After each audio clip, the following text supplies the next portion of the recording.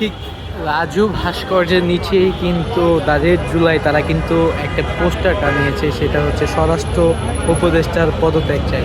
ঠিক স্বরাষ্ট্র উপদেষ্টার নিচেই কিন্তু আলু এবং ছবিতে আলু দেখা যাচ্ছে। এই বিষয়টি আপনাদেরকে একটু জানিয়ে রাখতে চাই।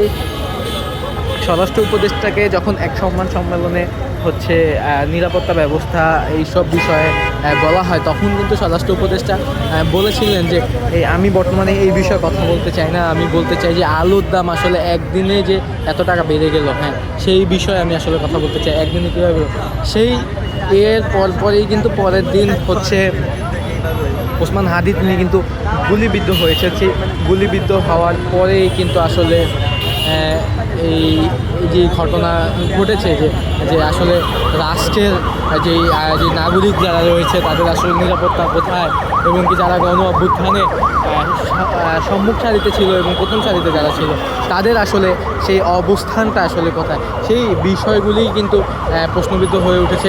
এবং কিন্তু আমি আপনাদেরকে একটু যদি দেখানোর চেষ্টা করি, ঠিক রাজু ভাস্কর্যের নিচেই কিন্তু এই স্বরাষ্ট্র উপদেষ্টার পদত্যাগ চাই এই ব্যানারটা দিয়েছে তাদের জুলাই। আমি আপনাদেরকে সেইটাই দেখানোর চেষ্টা করছি।